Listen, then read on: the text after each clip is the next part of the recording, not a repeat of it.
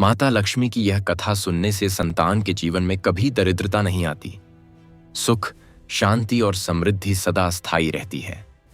हे भक्तजनों, ध्यानपूर्वक सुनो।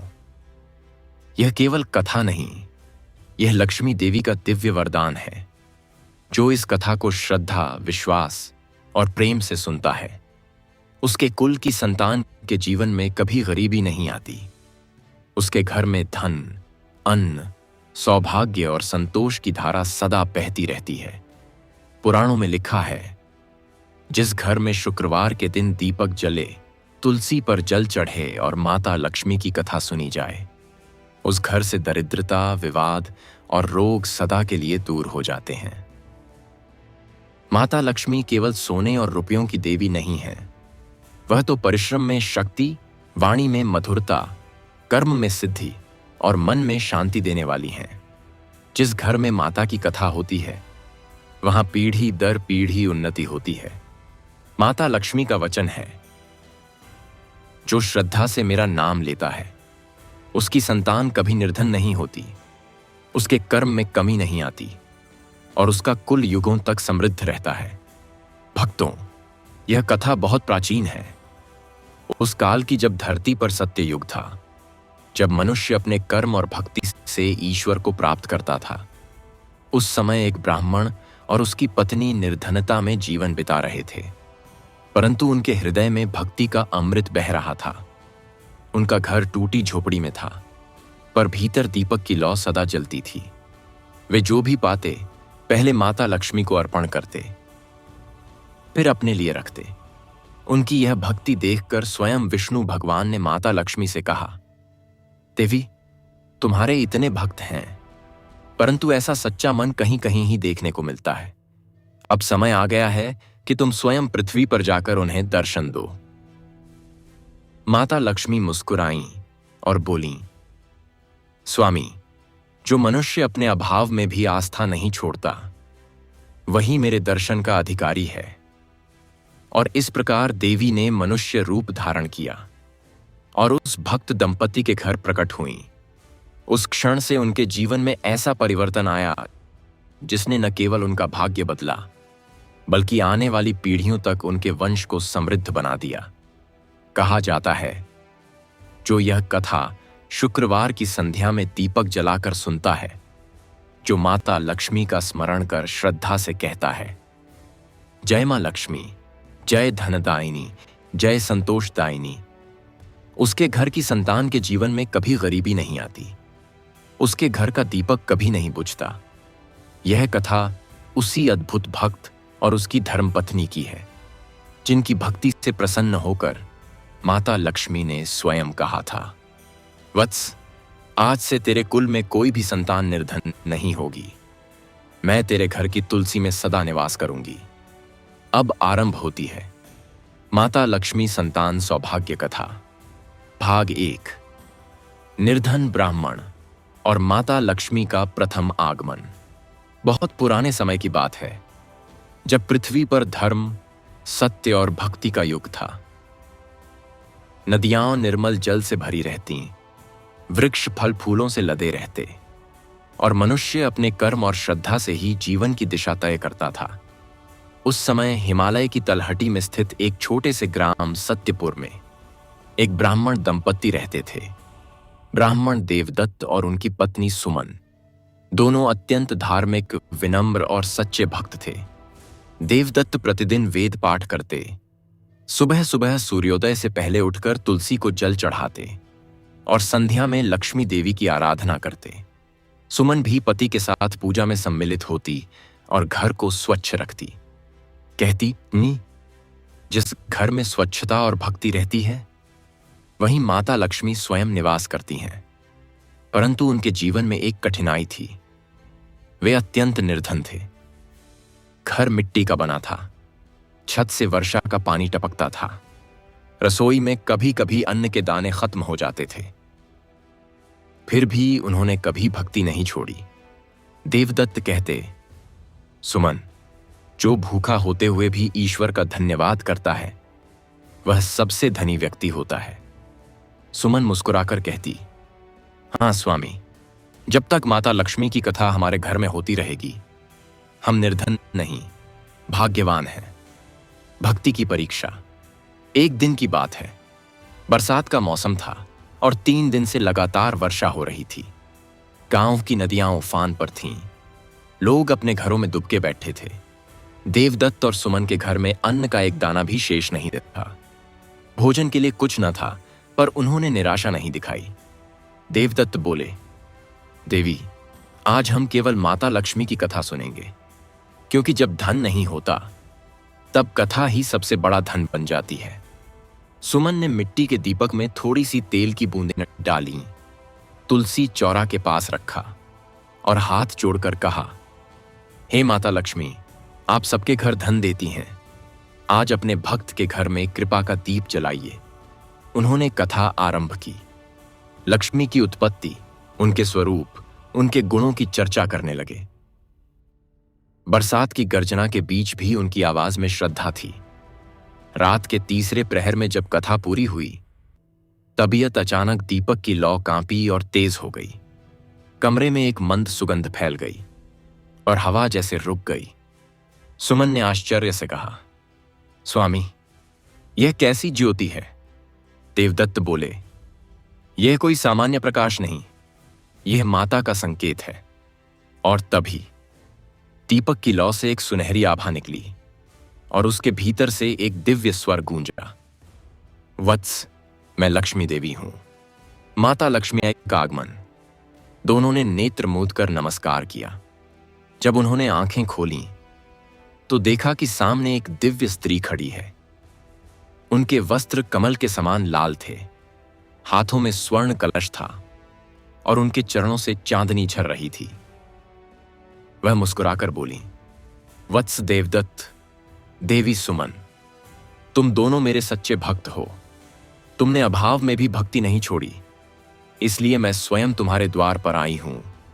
देवदत्त कांपते हुए बोले, माता, हमें धन नहीं चाहिए, बस यह वर दीजिए कि हमारे वंश की संतान कभी निर्धन ना हो। माता लक्ष्मी ने प्रसन्न होकर कहा, वत्स, तूने अपने लिए नहीं, अपनी आने वाली संतान के लिए वर मांगा है। यह तेरा प्रेम और करुणा मुझे प्रिय लगी, इसलिए सुन, आज से तेरे कुल में जो भी संतान जन्म लेगी वह धन, सौभाग्य और संतोष से युक्त होगी। उनके जीवन में कभी दरिद्रता नहीं आएगी। सुमन की आंखों से आंसू झरने लगे। वह बोली, माता, क्या इतना ही वर पर्याप्त है? लक्ष्मी मुस्कुराई, देवी, यह वरदान धन का नहीं, भाग्य का है। मैं तेरे कुल की तुलसी में सदा निवास करूंगी। जब जब तेरी संतानें तुलसी को जल चढ़ाएंगी और दीप जलाएंगी, मैं उनके घर में स्वयं प्रवेश करूंगी। पहला चमत्कार। यह कहकर माता ज्योति में विलीन हो गईं। कमरा फिर सामान्य हो गया, परंतु दीपक की लौ अब पहले से अधिक उज्जवल थी। देवदत्त और सुमन ने प्रणाम किया और माता के आशीर्वाद के साथ रात्रि समाप्त की। सुबह जब सुमन रसोई में गई तो आश्चर्य से देखती रह गई। जहां कल तक खाली मिट्टी का घड़ा रखा था, वहां अब अन्न से भरा कलश रखा था। साथ ही चांदी की एक छोटी थाली और एक सुनहरी मुद्रिका भी पड़ी थी। उस पर लिखा था, यह मेरी कृपा का प्रतीक है, लक्ष्मी। सुमन दौड़कर देवदत्त को बुलाने लगी। दोनों ने आंसू भरी आंखों से उस कलश को देखा और बोला, माता, यह आपकी साक्षात कृपा है। देवदत्त ने कहा, देवी, अब यह अन्न केवल हमारे लिए नहीं रहेगा, यह उन सभी के लिए है जो भूखे हैं। और उसी दिन से उन्होंने नियम बना लिया, हर शुक्रवार जो भी भूखा या निर्धन हमारे घर आएगा उसे भोजन मिलेगा। भक्ति की शक्ति। कुछ ही महीनों में उनका जीवन बदल गया। देवदत्त का नाम पूरे क्षेत्र में प्रसिद्ध हो गया। लोग कहते, वह ब्राह्मण जिसके घर माता लक्ष्मी ने स्वयं आकर वरदान दिया। परंतु उन्होंने कभी गर्व नहीं किया। वह कहते, धन नहीं, भक्ति ही सबसे बड़ी संपत्ति है। यदि हृदय में श्रद्धा हो तो लक्ष्मी स्वयं कदम रखती हैं। सुमन प्रतिदिन तुलसी के पास दीप जलाती और बच्चों को सिखाती, बेटा, जब भी जीवन में कठिनाई आए, माता लक्ष्मी का नाम लो। वह कभी अपने भक्त को खाली हाथ नहीं लौटाती। भाग 1 का समापन। इस प्रकार माता लक्ष्मी ने अपने प्रथम दर्शन से देवदत्त और सुमन के जीवन को धन, सुख और संतोष से भर दिया और उन्हें यह वरदान दिया कि उनकी संतान के जीवन में कभी दरिद्रता नहीं आएगी। कहा जाता है, जो इस कथा के प्रथम भाग को श्रद्धा से शुक्रवार की रात्रि को सुनता है और माता लक्ष्मी के नाम से दीप जलाता है, उसके घर का अन्न भंडार सदा भरा रहता है और उसकी संतान धनवान, सौभाग्यवान और धर्मनिष्ठ बनती है। आज भी जब किसी निर्धन के घर में अचानक समृद्धि आ जाती है तो लोग कहते हैं, यह देवदत्त सुमन की भक्ति का आशीर्वाद है। जहां सच्ची श्रद्धा होती है, वहां माता लक्ष्मी स्वयं प्रकट होती हैं। माता लक्ष्मी संतान सौभाग्य कथा, भाग 2। संतान का जन्म और लक्ष्मी कृपा का पहला चमत्कार। देवदत्त और सुमन के जीवन में अब शांति और संतोष का वातावरण था। माता लक्ष्मी के वरदान के बाद उनका घर अन्न, धन और भक्ति से परिपूर्ण हो गया था। परंतु एक इच्छा अब भी अधूरी थी। उनके कोई संतान नहीं थी। वे प्रतिदिन माता लक्ष्मी की मूर्ति के सामने दीप जलाकर प्रार्थना करते, हे धनदायिनी माता, हमें वह संतान दो जो आपके नाम को संसार में फैलाए, जो दयालु, धर्मनिष्ठ और ईमानदार हो। सुमन हर शुक्रवार उपवास रखती और तुलसी को जल चढ़ाकर यह मंत्र जपती, एयूएम श्रीं ह्रीं क्लीं श्री सिद्ध लक्ष्म्यै नमः। उनकी श्रद्धा इतनी गहरी थी कि गांव की स्त्रियां कहती, सुमन तो चलती फिरती भक्ति है। माता लक्ष्मी स्वयं उसके मुख से बोलती हैं। माता का संकेत। एक रात्रि जब पूर्णिमा का चांद आकाश में चमक रहा था, देवदत्त और सुमन दीपक के पास बैठकर कथा सुन रहे थे। अचानक दीपक की लौ नीली हो गई। हवा में कमल की सुगंध फैल गई। सुमन ने कहा, स्वामी, यह वही प्रकाश है जो माता के आने से पहले प्रकट होता है। तभी उनके घर की दीवार से मधुर ध्वनि सुनाई दी, वत्स, तुम्हारी भक्ति ने मुझे पुनः बुला लिया है। मैं लक्ष्मी हूं। आज तुम्हारे घर एक नई किरण भेजने आई हूं। सुमन के शरीर में सिहरन दौड़ गई। देवदत्त भूमि पर गिर पड़े और बोले, माता, आप साक्षात कृपा हैं। आप जो कहें वह हमारे लिए आज्ञा है। माता लक्ष्मी बोली, देवी सुमन, तू अब मातृत्व का सुख पाएगी। तेरी गोद में वह बालक आएगा जिसके चरणों से तेरे कुल की हर पीढ़ी समृद्ध होगी। जिस घर में उसका नाम लिया जाएगा, वहां कभी गरीबी नहीं टिकेगी। यह कहकर देवी की आभा धीरे धीरे विलीन हो गई। लेकिन उस रात्रि घर के ऊपर से सुनहरी किरणें निकलती रहीं।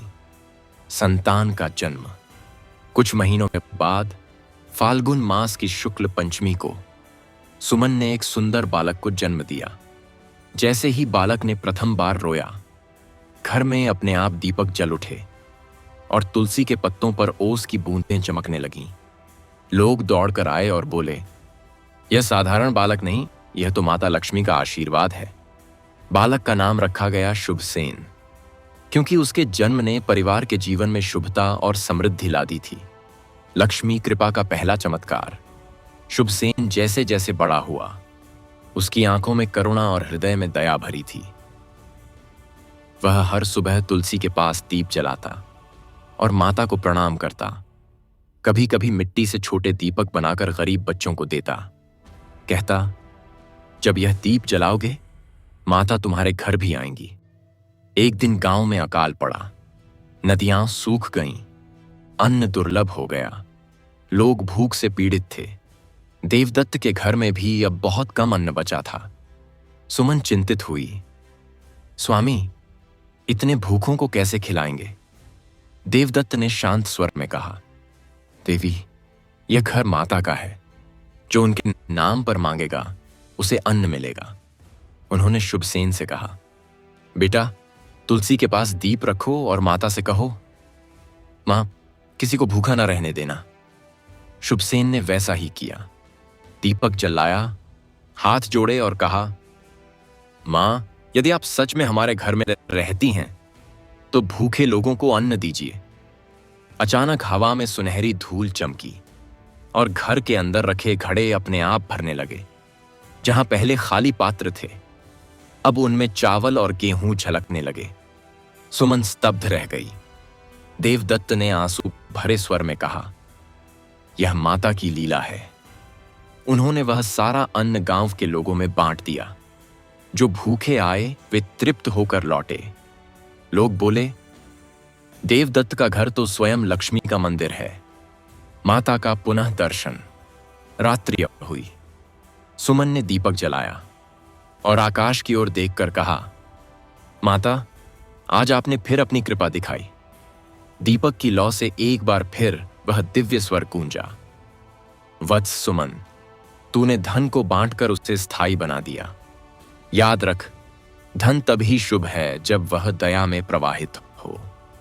तेरी संतान अब से लक्ष्मी कुल कहलाएगी।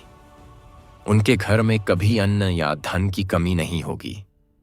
सुमन की आंखों से आंसू झरने लगे। वह बोली, माता, जब तक यह दीप जलेगा हमारा कुल लाभ की सेवा करता रहेगा। भक्ति का प्रभाव और नए युग की शुरुआत।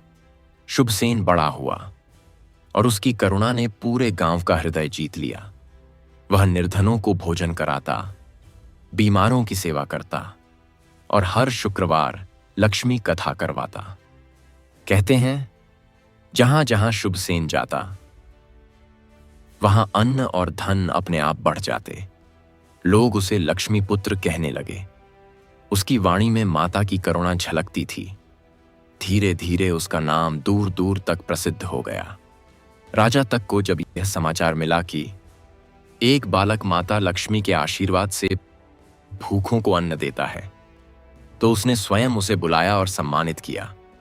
राजा ने कहा, वत्स, तूने मुझे दिखाया कि सच्चा धन बांटने में है, मम्मी की के में खगने में नहीं। भाग 2 का समापन। इस प्रकार माता लक्ष्मी के वरदान का पहला फल देवदत्त और सुमन की संतान शुभसेन के रूप में प्रकट हुआ, जिसके जन्म के साथ ही उनके घर में न केवल धन बल्कि भक्ति और सेवा की ज्योति भी जाग उठी। कहा जाता है, जो शुक्रवार की संध्या में इस भाग का श्रवण करता है और अपने घर की रसोई में दीपक जलाकर जय माता लक्ष्मी का नाम लेता है, उसके घर में अन्न का भंडार कभी खाली नहीं होता और उसकी संतान के जीवन में सदा सुख, सम्मान और समृद्धि बनी रहती है। माता लक्ष्मी संतान सौभाग्य कथा। भाग 3। शुभसेन का यौवन और लक्ष्मी का अद्भुत उपदेश। सत्यपुर ग्राम में अब सुख और शांति का वास था। देवदत्त और सुमन वृद्ध हो चुके थे, परंतु उनके पुत्र शुभसेन की भक्ति ने उनके जीवन को नई ऊर्जा दी थी। गांव के लोग उसे लक्ष्मी पुत्र कहते थे, क्योंकि जहां भी वह जाता वहां अन्न, धन और कृपा बढ़ती। शुभसेन प्रातःकाल सूर्योदय से पहले उठता, तुलसी चौरा के पास दीप जलाता और माता लक्ष्मी का यह मंत्र जपता, ऐं श्रीं ह्रीं क्लीं श्री सिद्ध लक्ष्म्यै नमः। फिर वह अपने पिता के चरण स्पर्श कर कहता, पिताश्री, आज मैं धन कमाने नहीं पुण्य का कहता हूं, पुण्य कमाने जाऊंगा। देवदत्त मुस्कुराकर आशीर्वाद देते, बेटा, यही तेरी सबसे बड़ी पूजा है। यौवन में प्रवेश और करुणा का विस्तार। समय के साथ शुभसेन युवावस्था में पहुंचा। उसके गुण और व्यवहार इतने मधुर थे कि राजा तक उसके चरित्र की चर्चा करने लगे। वह गरीबों की सहायता करता, बीमारों को औषधि देता और अनाथों को शिक्षा दिलवाता। एक दिन गांव के कुछ धनवान व्यक्ति उससे बोले, शुभसेन, तू इतना धन बांट देता है, तुझे डर नहीं लगता कि एक दिन सब खत्म हो जाएगा? शुभसेन मुस्कुराया, धन जितना बांटोगे उतना बढ़ेगा। माता लक्ष्मी ने स्वयं कहा है, जो दान में आनंद पाता है मैं उसी के घर निवास करती हूं। उन लोगों ने उपहास किया, हम देखते हैं तेरी यह उदारता कब तक चलती है। पर माता की कृपा तो अनंत थी। हर बार जब शुभसेन किसी निर्धन की सहायता करता, उसके घर में अन्न और धन अपने आप बढ़ जाता। लोग अब विश्वास करने लगे कि यह युवक माता लक्ष्मी का वरदान है। धन और धर्म की पहली परीक्षा। एक दिन राज्य में अकाल पड़ा। वर्षा नहीं हुई, अन्न समाप्त हो गया। गांवों में भूख और पीड़ा फैल गई। राजा ने आदेश दिया कि सभी व्यापारियों से अन्न एकत्र किया जाए, परंतु कई धनी लोग अपने गोदाम बंद करके बैठे रहे। राजा के सैनिक शुभसेन के घर भी पहुंचे। उन्होंने कहा, राजा ने आदेश दिया है कि सारा अन्न राज्य को सौंपो। शुभसेन ने मुस्कुराकर कहा, सैनिकों, यह अन्न माता लक्ष्मी का है। वह केवल राजा का नहीं, प्रजा का भी है। मैं इसे किसी एक को नहीं, सबको दूंगा। सैनिकों ने जाकर राजा को यह बात कही। राजा क्रोधित हुआ और बोला, कल्याणकारी बातों से राज्य नहीं चलता। यदि उसने आदेश नहीं माना तो उसका गोदाम सील कर दो। यह बात पूरे ग्राम में फैल गई। सुमन चिंतित हुई। बेटा, राजा को नाराज मत कर।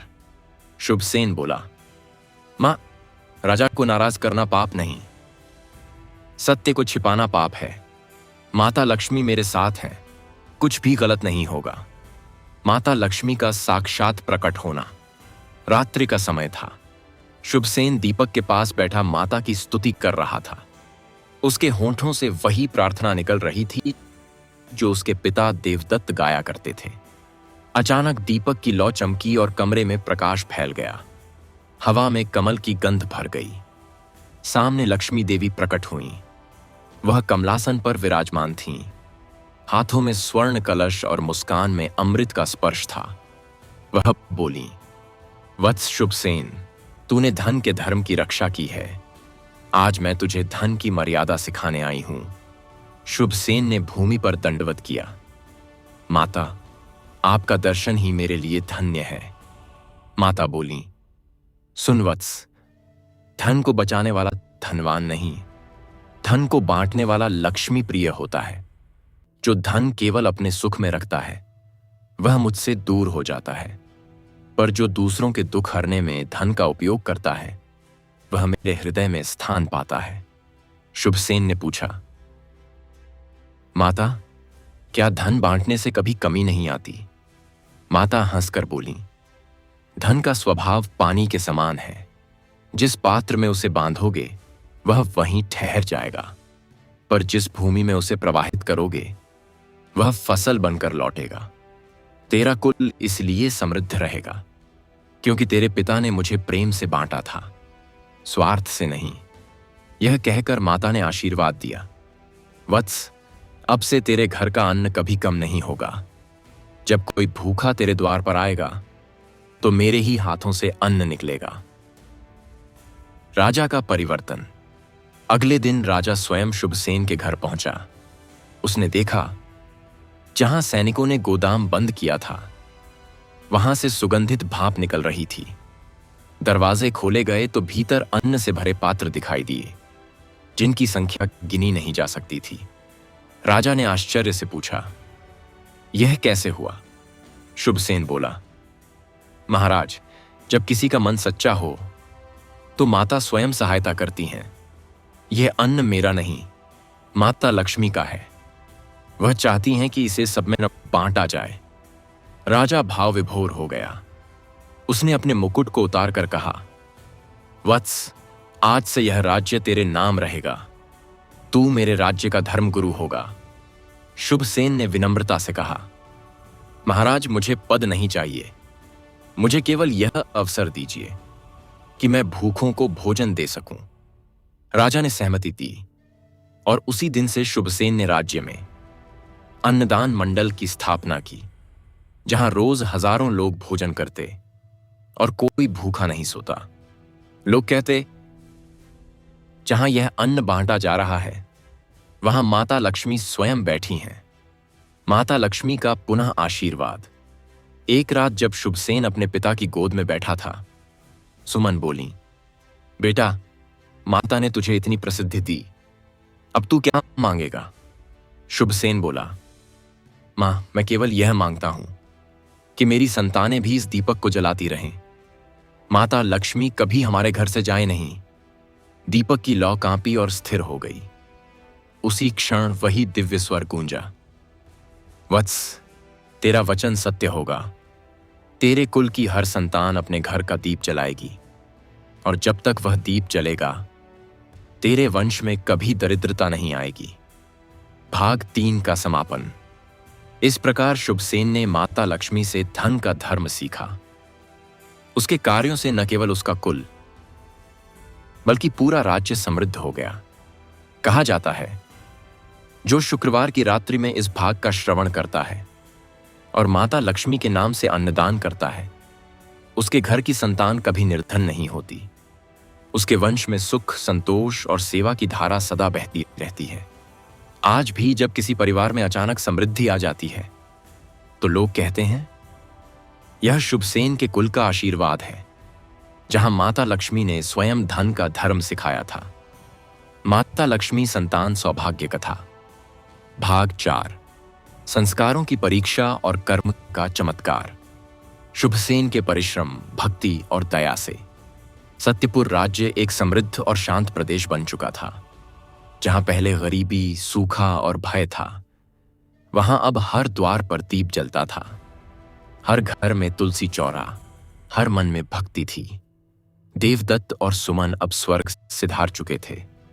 शुभसेन ने माता लक्ष्मी की आराधना को राज्य का नियम बना दिया था। प्रत्येक शुक्रवार को अन्नदान और लक्ष्मी कथा का आयोजन होता। वहीं से नई पीढ़ी, उसके पुत्र धर्मनंदन और पुत्र वधू सत्यलेखा, अब इस परंपरा को आगे बढ़ाने लगे थे।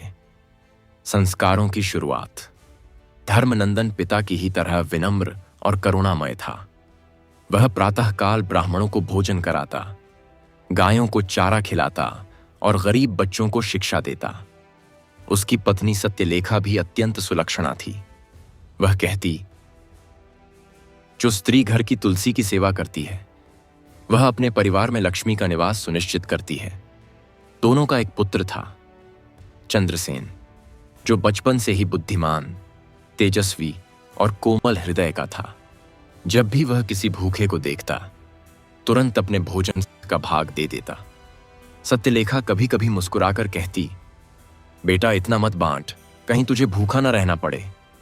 तो चंद्रसेन उत्तर देता, मां, जहां माता लक्ष्मी रहती हैं वहां कोई भूखा नहीं रह सकता। कर्म की परीक्षा। समय बीता। राज्य में एक नए राजा का शासन आया। राजा सोमकेत। वह वीर था परंतु अहंकारी भी। उसे अपने वैभव का गर्व था। एक दिन उसने धर्मनंदन को बुलाकर कहा, सुना है तेरे घर में लक्ष्मी स्वयं रहती हैं। क्या सच में तेरे पास कोई जादू है? धर्मनंदन ने शांत स्वर में कहा, महाराज, हमारे पास कोई जादू नहीं, सिर्फ भक्ति और कर्म है। राजा हंसा, देखते हैं तेरी भक्ति कितनी सच्ची है। मैं आदेश देता हूं, 3 दिनों में तू मुझे 100 स्वर्ण मुद्राएं दे, नहीं तो तेरी संपत्ति जब्त कर लूंगा।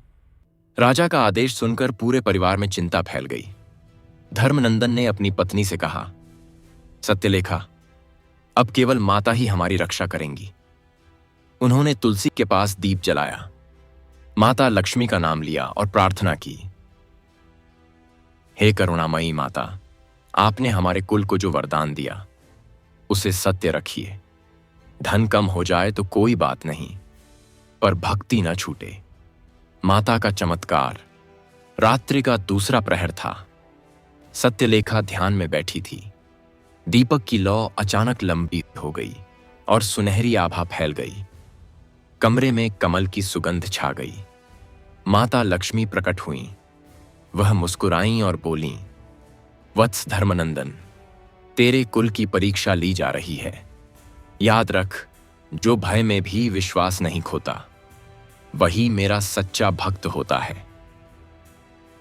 उन्होंने अपने हाथों से एक स्वर्ण कलश दिया और कहा, इसे ले जा, कल सुबह राजा के पास दे देना, पर इसे खोलना मत। राजा को कहना, यह माता लक्ष्मी का आशीर्वाद है। धर्मनंदन ने नतमस्तक होकर कलश ग्रहण किया। अगले दिन वह राजा के दरबार में पहुंचा और कहा, महाराज, यह वही स्वर्ण मुद्राएं हैं जिनकी आपने मांग की थी। राजा ने हंसते हुए कलश खोला, पर उसके भीतर स्वर्ण नहीं, सुगंधित चावल और कमल के बीज थे। राजा क्रोधित हो उठा, तूने मेरे साथ छल किया है। धर्मनंदन शांत रहा। महाराज, यह माता लक्ष्मी का आशीर्वाद है, जो धन से अधिक पवित्र है। देवी की लीला। राजा ने क्रोध में कलश फेंक दिया, परंतु जैसे ही वह भूमि पर गिरा, कमल के बीजों से सोने के कमल उग आए और उनकी पंखुड़ियों से स्वर्ण मुद्राएं बरसने लगीं। राजा स्तब्ध रह गया। उसने कांपते हुए कहा, यह क्या चमत्कार है। आकाश से मधुर स्वर गूंजा, राजा सोमकेत, जिसके घर में कर्म और भक्ति साथ हैं, वहीं मैं निवास करती हूं। धर्मनंदन का कुल मेरा निवास स्थान है। जो उस पर संदेह करेगा वह समृद्धि से वंचित रहेगा। राजा भूमि पर गिर पड़ा और बोला, माता क्षमा करें, आज मुझे समझ आया कि धन का गर्व विनाश लाता है। धर्मनंदन ने राजा को उठाया और कहा, महाराज, धन तब तक श्रेष्ठ है जब तक वह दूसरों का कल्याण करे। राजा ने कहा, वत्स, आज से तेरे कुल को लक्ष्मी वंश कहा जाएगा। संस्कार की धारा। उस दिन से धर्मनंदन का घर केवल समृद्ध नहीं, बल्कि धर्म और शिक्षा का केंद्र बन गया। हर शुक्रवार को कथा होती, जहां चंद्रसेन स्वयं बालकों को सिखाता, धन केवल तब तक अच्छा है जब तक वह कर्म में लगे। जो धन को अपने तक सीमित रखता है, वह धीरे धीरे उसका दास बन जाता है। राज्य में किसी को दरिद्रता नहीं रही। लोगों ने माता लक्ष्मी के मंदिर बनाए और उस मंदिर की पहली ईंट धर्मनंदन ने रखी। माता का पुनः आशीर्वाद। एक रात सत्यलेखा ध्यान में थी। दीपक की लौ कांपी और देवी का स्वर गूंजा, देवी, तेरे कुल की परीक्षा पूरी हुई। अब तेरे वंश में कभी कोई कर्महीन नहीं होगा। तेरी संतानें सदा धर्म, परिश्रम और करुणा में अग्रणी रहेंगी। जब तक यह दीप जलेगा, तेरे वंश में गरीबी नहीं, केवल समृद्धि रहेगी। भाग 4 का समापन। इस प्रकार माता लक्ष्मी ने धन के धर्म के बाद कर्म और संस्कार का पाठ सिखाया। उन्होंने यह सिद्ध कर दिया कि धन तभी टिकता है जब उसके साथ विनम्रता और सत्य का संग हो। कहा जाता है, जो शुक्रवार की रात्रि में इस कथा का भाग 4 श्रद्धा से सुनता है और माता लक्ष्मी के नाम से किसी को भोजन कराता है, उसके घर की अगली पीढ़ियां भी कभी दरिद्र नहीं होती। आज भी जब किसी परिवार में संस्कार और समृद्धि साथ दिखती है, तो लोग कहते हैं, यह धर्मनंदन और सत्यलेखा के वंश का आशीर्वाद है, जहां माता लक्ष्मी ने कर्म का वरदान दिया था। माता लक्ष्मी संतान सौभाग्य कथा, भाग 5। चंद्रसेन का ज्ञान, दया और माता लक्ष्मी का दिव्य वरदान। सत्यपुर में शांति का वातावरण था। राज्य समृद्ध था, खेतों में अन्न लहलहाता था और लोगों के चेहरों पर संतोष की झलक थी। धर्मनंदन के घर में प्रतिदिन कथा, पूजा और अन्नदान होता था। उस घर की पहचान बन गई थी। जहां दीप जलता है, वहां भूख नहीं रहती। इसी घर में अब बड़ा हो चुका था चंद्रसेन, जिसका हृदय कोमल, मन शांत और दृष्टि गहरी थी। वह अपने पिता के हर कार्य में हाथ बंटाता, पर उसका झुकाव व्यापार या धन के प्रति नहीं था। वह ज्ञान की खोज में रहता था। रात्रि के समय वह मंदिर की सीढ़ियों पर बैठकर तारों को निहारता और सोचता, माता लक्ष्मी धन की देवी हैं, पर क्या वह केवल स्वर्ण की देवी हैं, या वह बुद्धि, विवेक और सत्य की भी अधिष्ठात्री हैं? ज्ञान की खोज। एक दिन उसने अपने पिता से पूछा, पिताश्री, आपने मुझे बताया कि माता लक्ष्मी ने हमारे कुल को धन दिया, पर क्या ज्ञान भी उनका वरदान नहीं है? धर्मनंदन मुस्कुराए। बेटा, तूने सही प्रश्न पूछा। लक्ष्मी केवल धन नहीं देती, वह ज्ञान, सौंदर्य, विनम्रता और सत्य भी देती हैं। जो उन्हें केवल स्वर्ण में खोजता है वह उनके आधे स्वरूप को ही जानता है। जो उन्हें ज्ञान में देखता है वही सच्चा उपासक है। यह सुनकर चंद्रसेन ने प्रण किया, मैं माता लक्ष्मी के ज्ञान स्वरूप को समझे बिना विश्राम नहीं लूंगा। गुरु की खोज। वह घर से निकल पड़ा, घने वनों, नदियों और पर्वतों को पार करता हुआ एक पुराने आश्रम पहुंचा जहां एक वृद्ध ऋषि ध्यान में लीन थे। चंद्रसेन ने प्रणाम किया, गुरुदेव, मैं ज्ञान की खोज में आया हूं। कृपा कर मुझे वह मार्ग दिखाइए जहां धन और धर्म एक हो जाए। ऋषि ने नेत्र खोले। उनकी दृष्टि गहरी और शांत थी। उन्होंने कहा, वत्स, तू लक्ष्मी का भक्त है और जान ले, लक्ष्मी वहीं स्थायी होती हैं जहां ज्ञान और दया साथ हों। बिना ज्ञान का धन अहंकार बनता है और बिना दया का ज्ञान शुष्क हो जाता है। उन्होंने एक दीपक दिखाया और बोले, यह दीप देख, इसकी लौ ही लक्ष्मी है। तेल है परिश्रम, बाती है ज्ञान और प्रकाश है दया। यदि इनमें से कोई एक न रहे तो दीप नहीं जलता। चंद्रसेन ने आंसू भरे नेत्रों से कहा, गुरुदेव, मैं इस रहस्य को अपने जीवन में उतारना चाहता हूं। ऋषि बोले, तो जा वत्स, अपने धन का उपयोग ज्ञान और दया में कर, वही तेरा तप होगा। माता लक्ष्मी का दर्शन।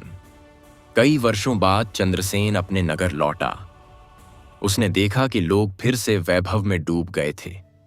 भक्ति कम, दिखावा अधिक था। कहीं मंदिरों में भीड़ थी पर भक्ति का भाव नहीं। उसने सोचा, माता लक्ष्मी केवल भव्यता में नहीं रहती, वह तो सरलता और सत्य में बसती हैं। उस रात वह अपने घर की तुलसी के पास बैठा, दीपक जलाया और माता से कहा, हे करुणामयी लक्ष्मी, मुझे वह ज्ञान दो जिससे मैं आपके सच्चे स्वरूप को पहचान सकूं। अचानक हवा रुक गई। दीपक की लौ लंबी होकर सुनहरी हो गई। कमरे में कमल की सुगंध फैल गई और उसके सामने स्वयं माता लक्ष्मी प्रकट हुई। परंतु इस बार उनके वस्त्र स्वर्ण नहीं, सफेद और सरल थे। उनकी आंखों में ममता और ज्ञान का तेज था। वह बोली, वत्स चंद्रसेन, तू मुझे धन में नहीं, ज्ञान में खोज रहा है, इसलिए मैं तेरे समक्ष विद्या लक्ष्मी के रूप में आई हूं। सुन, धन से केवल शरीर का पालन होता है, पर ज्ञान से आत्मा का उत्थान होता है। जो दोनों का संतुलन रखे वही सच्चा धनवान है। चंद्रसेन ने विनम्रता से पूछा, माता, क्या धन और ज्ञान दोनों एक साथ रह सकते हैं? लक्ष्मी मुस्कुराई, हां वत्स, जब मन में दया हो, जब कर्म में सत्य हो और जब वाणी में नम्रता हो, तब धन और ज्ञान दोनों एक ही दीपक की दो लौ बन जाते हैं। माता ने आगे कहा, मैं तुझे एक वर देती हूं। तेरे कुल में जो भी संतान होगी वह केवल धनवान नहीं, ज्ञानवान भी होगी। उनकी बुद्धि तेज होगी, पर वह अहंकारी नहीं होंगे। उनके कर्म समाज को दिशा देंगे और उनके जीवन में कभी दरिद्रता नहीं आएगी। ज्ञान का प्रसार। माता विलीन हो गईं, पर चंद्रसेन के जीवन में प्रकाश फैल गया। उसने एक विद्यालय खोला जहां गरीब और अमीर दोनों के बच्चे शिक्षा पाते। वह कहता, यह विद्यालय माता लक्ष्मी का मंदिर है। यहां अन्न नहीं, ज्ञान का प्रसाद बांटा जाता है। हर शुक्रवार को वह कथा करवाता, जहां बच्चों को यह सिखाया जाता कि सच्ची समृद्धि तब है जब हम किसी और के जीवन को उजाला दे सकें। धीरे धीरे सत्यपुर एक ऐसा नगर बन गया जहां कोई अज्ञानी नहीं था। लोग कहते, यह नगर लक्ष्मी और सरस्वती दोनों का संगम है। राजा स्वयं चंद्रसेन के चरणों में आया और कहा, वत्स, तूने मुझे दिखाया कि ज्ञान ही सबसे बड़ा धन है। माता का अंतिम आशीर्वाद। एक रात्रि जब चंद्रसेन ध्यान में बैठा था तो आकाश से वही दिव्य स्वर गूंजा, वत्स, तूने ज्ञान का दीप जलाकर मेरा स्वरूप पूर्ण किया है। अब तेरे कुल की संतानें न केवल समृद्ध होंगी बल्कि बुद्धिमान भी। उनके घर का हर दीप ज्ञान और दया दोनों की ज्योति देगा। उस क्षण से सत्यपुर का आकाश प्रकाशमय हो गया। कमल के पुष्पों में की वर्षा हुई न की और हवा में मधुर गंध फैल गई। भाग 5 का समापन। इस प्रकार माता लक्ष्मी ने अपने भक्त चंद्रसेन को यह सिखाया कि ज्ञान ही धन का आत्मा है, और यह भी सिद्ध किया कि जिस घर में दया और विवेक होता है वहां दरिद्रता कभी प्रवेश नहीं कर सकती। कहा जाता है, जो शुक्रवार की रात्रि में इस कथा का भाग 5 श्रद्धा से सुनता है और दीपक के पास बैठकर कुछ क्षण ध्यान करता है, उसके घर की संतानें न केवल धनवान बल्कि विद्वान और सदाचारी बनती हैं। आज भी जब किसी घर के बच्चे सिर्फ वैभव नहीं बल्कि विनम्रता में पले बढ़ते हैं तो लोग कहते हैं, यह चंद्रसेन के वंश का आशीर्वाद है, जहां माता लक्ष्मी स्वयं ज्ञान रूपा होकर प्रकट हुई थीं। माता लक्ष्मी संतान सौभाग्य कथा भाग 6। सत्यव्रत का संतोष और माता लक्ष्मी का छठा वरदान। समय बीत गया।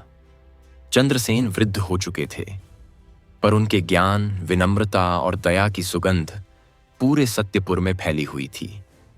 उनके पुत्र का नाम था सत्यव्रत, जिसका अर्थ ही था सत्य में स्थित रहने वाला। सत्यव्रत बचपन से ही शांत और विचारशील था।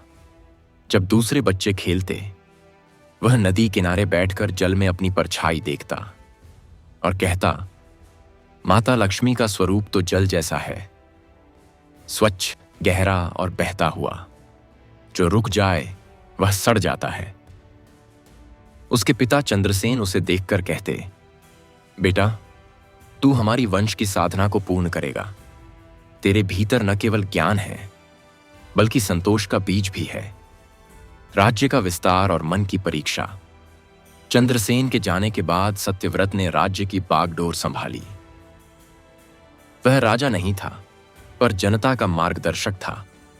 उसकी न्यायप्रियता और विनम्रता के कारण लोग उसे धर्मराज सत्यव्रत कहने लगे।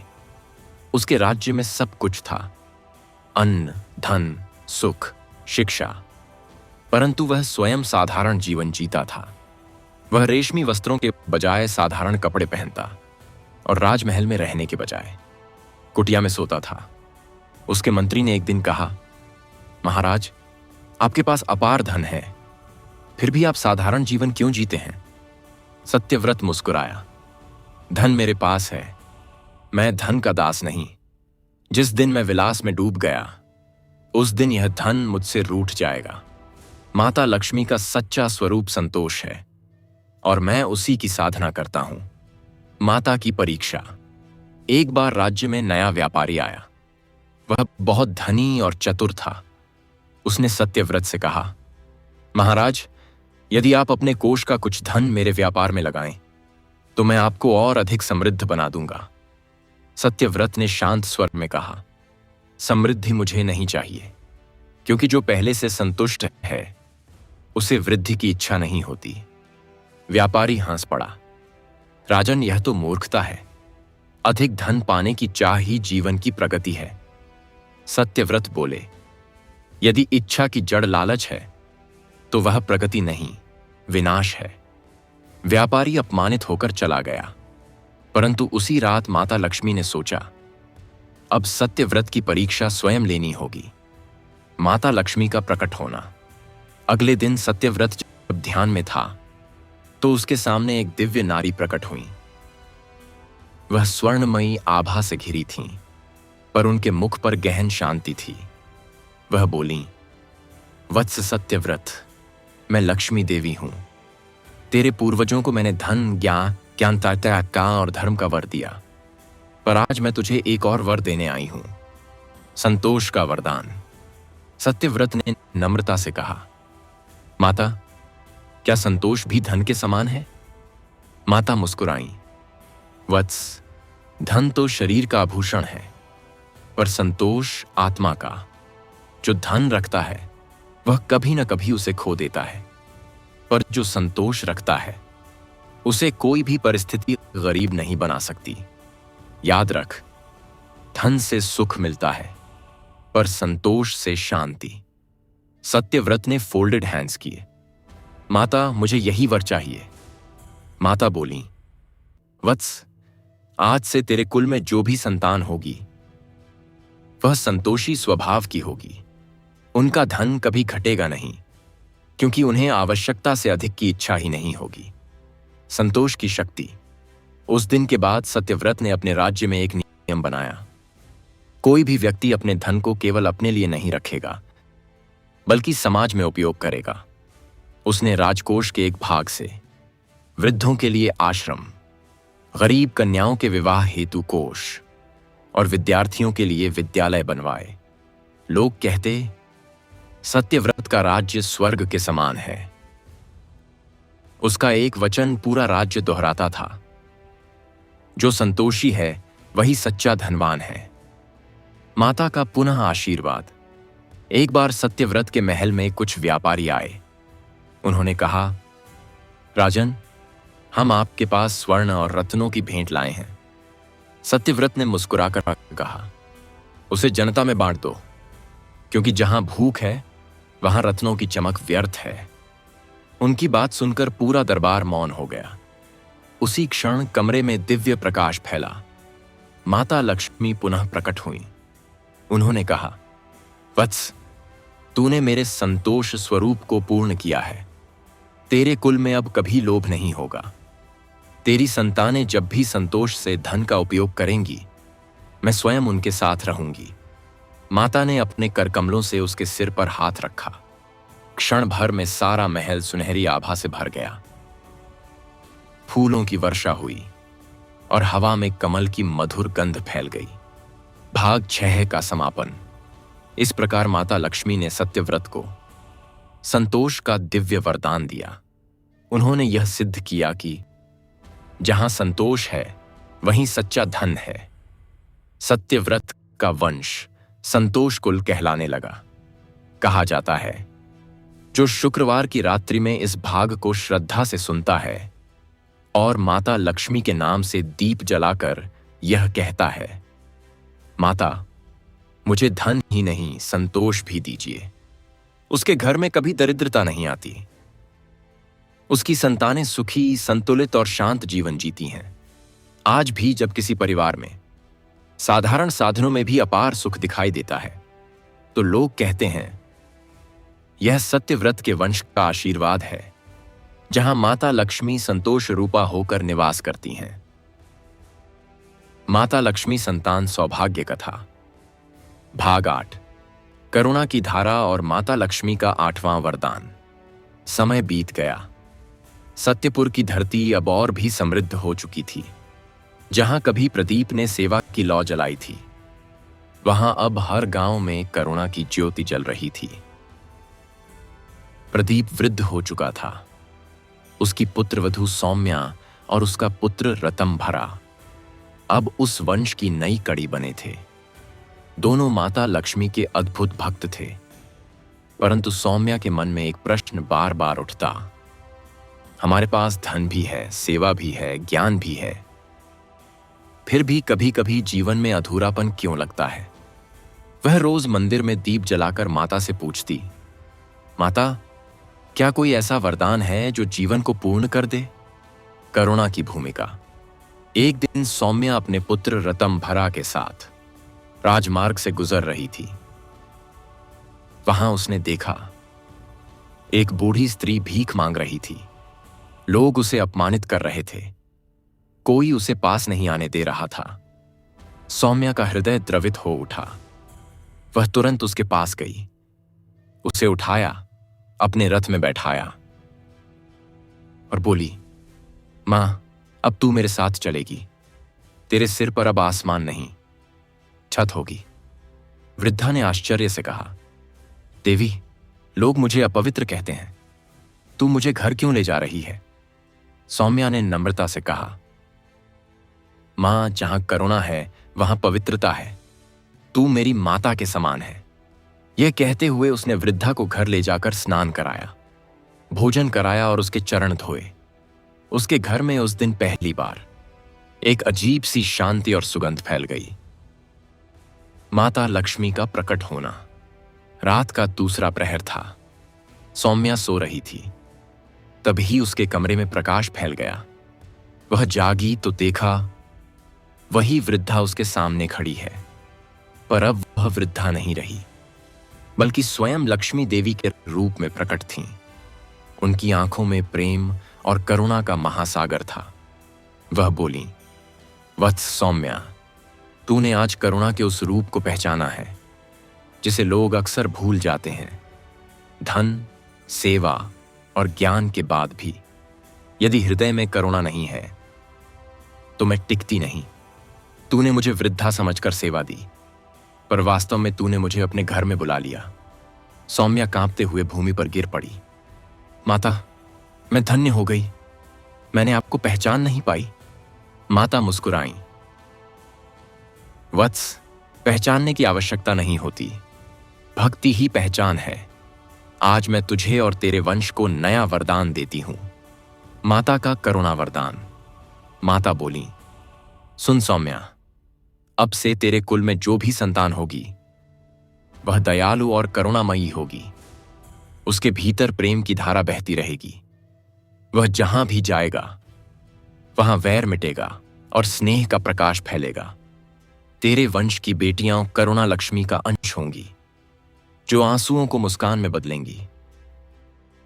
तेरे कुल की बेटियां जिस घर में जाएंगी वहां गरीबी नहीं, शांति और प्रेम का वास होगा। सौम्या के नेत्रों से आंसू झरने लगे। माता, यह तो सबसे बड़ा आशीर्वाद है।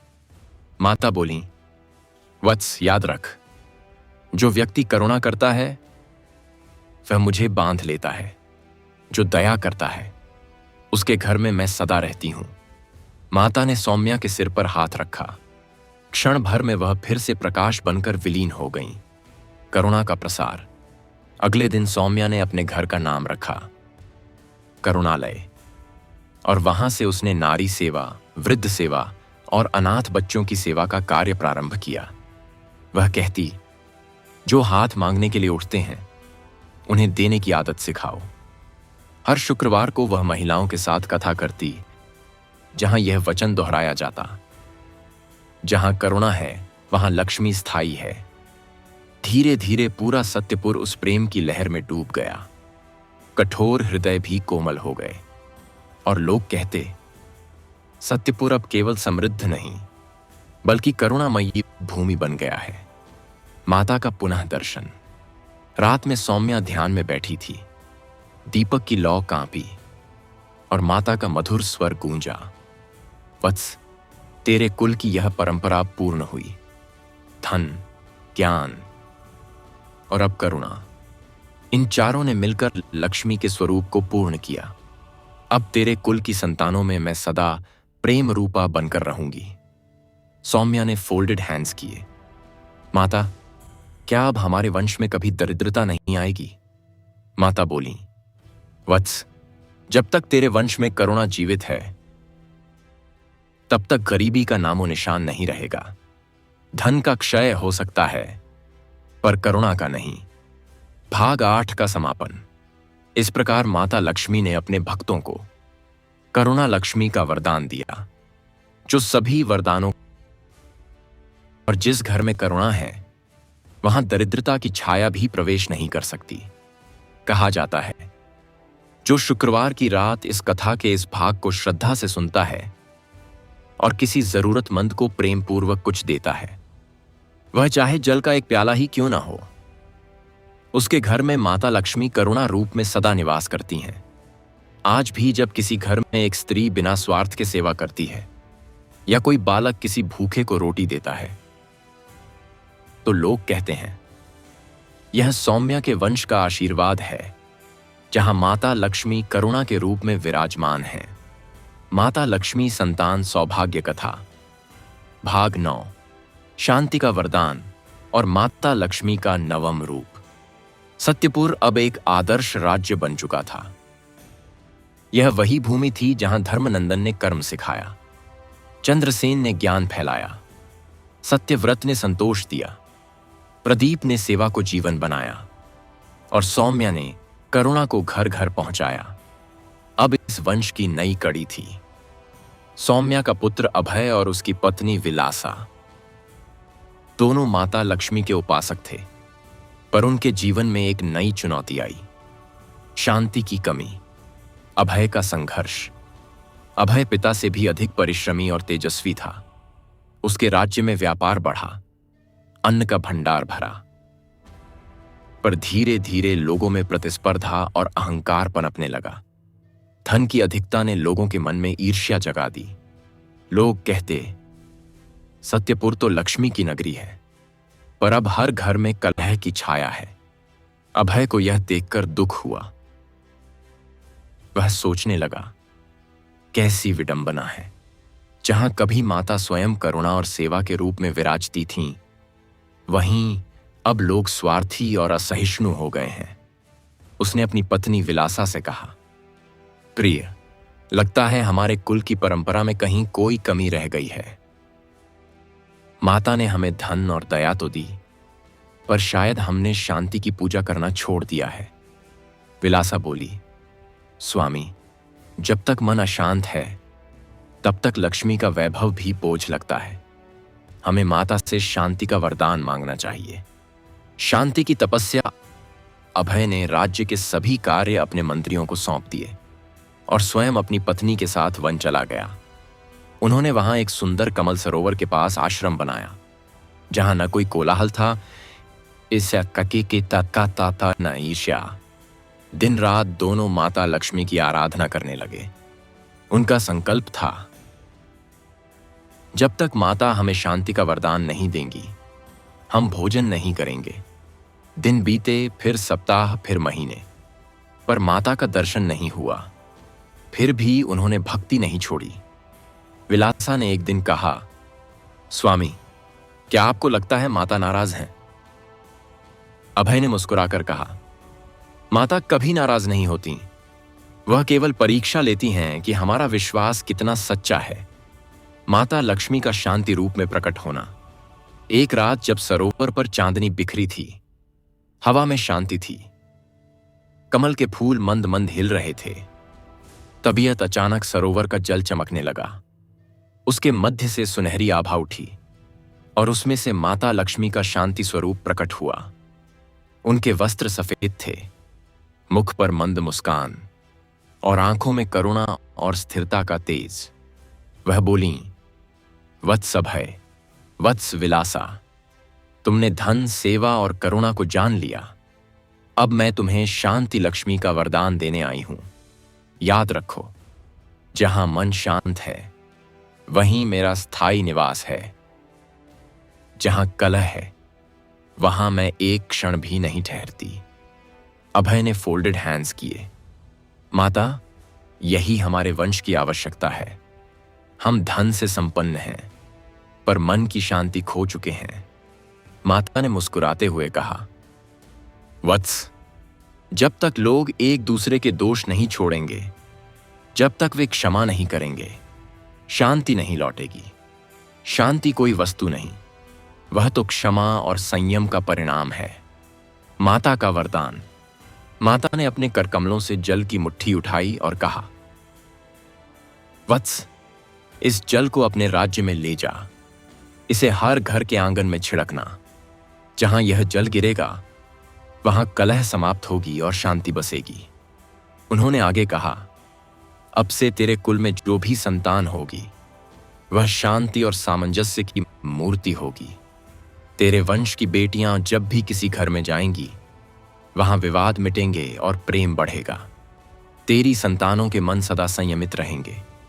अभय ने विनम्रता से कहा, माता, यह वरदान केवल मेरे वंश के लिए नहीं, पूरा मानव समाज इसे समझे।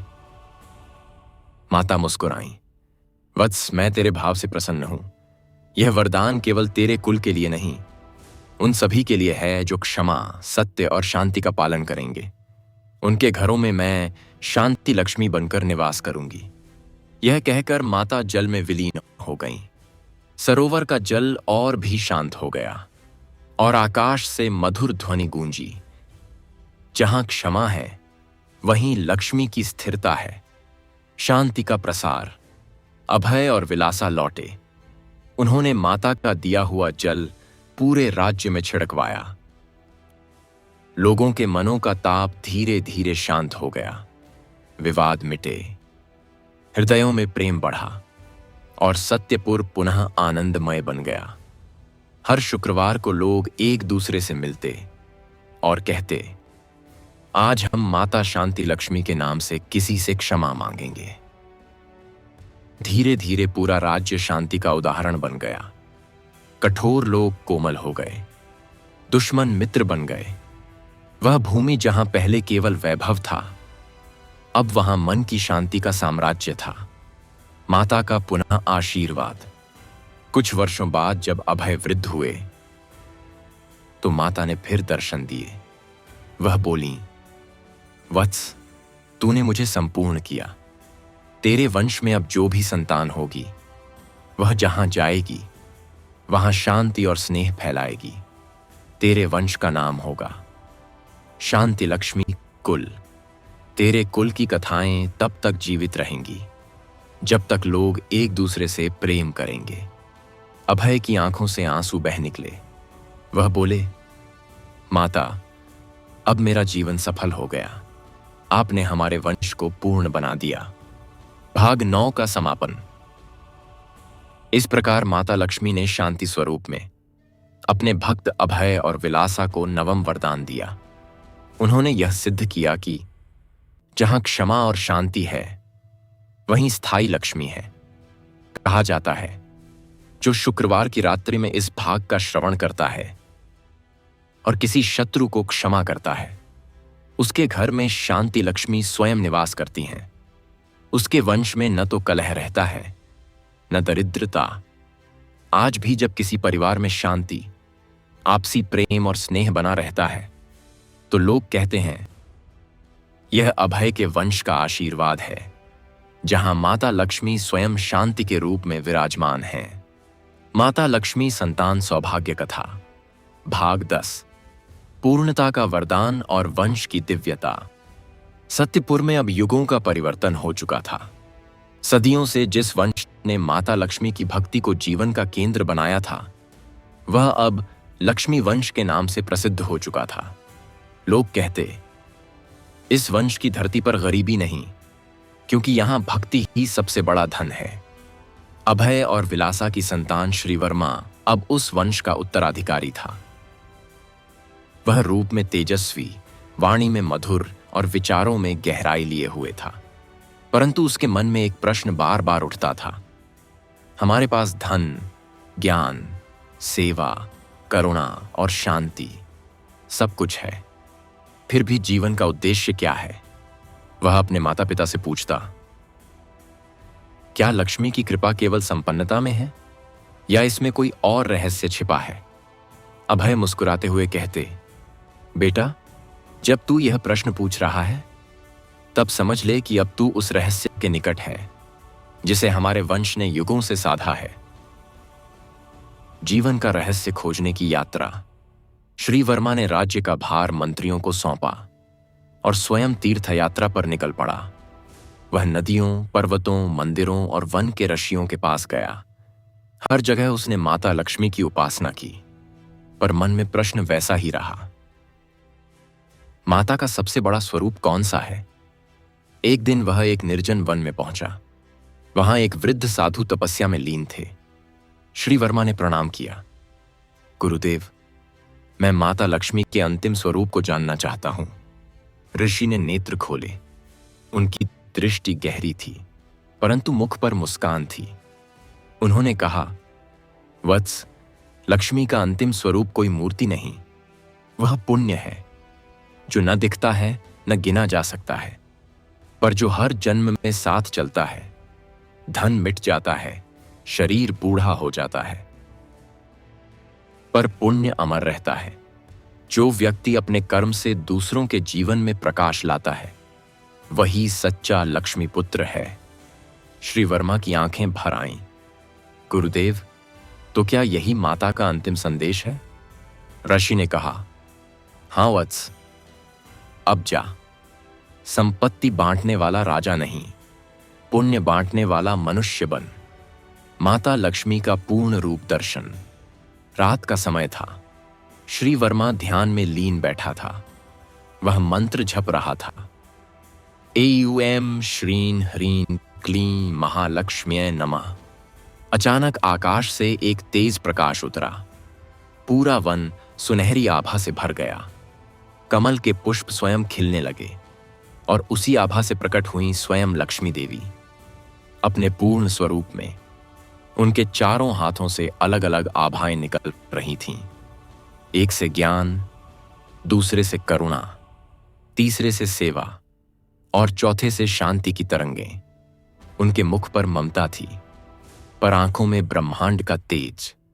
वह बोली, वत्स श्रीवर्मा, तेरे वंश ने मुझे हर रूप में पहचाना।